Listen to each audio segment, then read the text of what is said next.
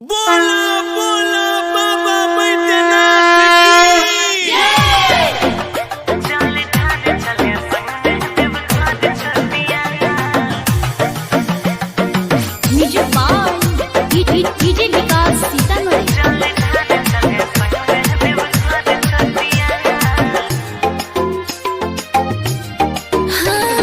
सावन के समारे अपन गाँव में कारवाए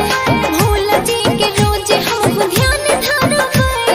गाने में पूजा कर लेवे होने चल सावन के समारे अपन गाँव में कारवाए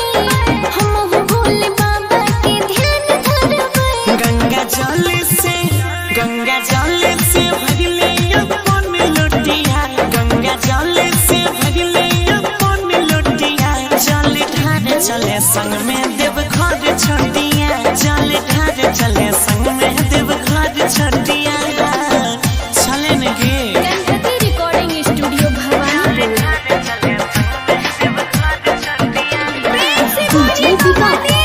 डीजे विकास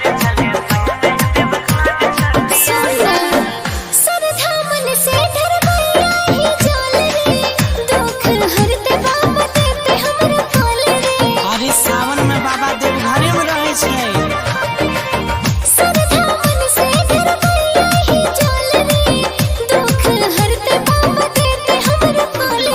हमरा संगे चल देव घर घूमी है माथा टेकी बाबा के चरण चूमी है बड़का भैया संगे भौजी जाय छै बानी मोटिया बड़का भैया संगे भौजी जाय छै बानी मोटिया चल ठार चले संग में देव घर छोटिया चल ठार चले संग में देव घर छोटिया गणपति रिकॉर्डिंग स्टूडियो भवानीपुर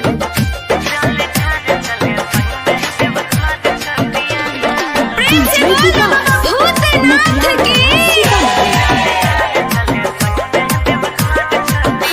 मनवा के श्रद्धा हम आपन पूरेबै कांवर उठाई के अगला बेर जइबै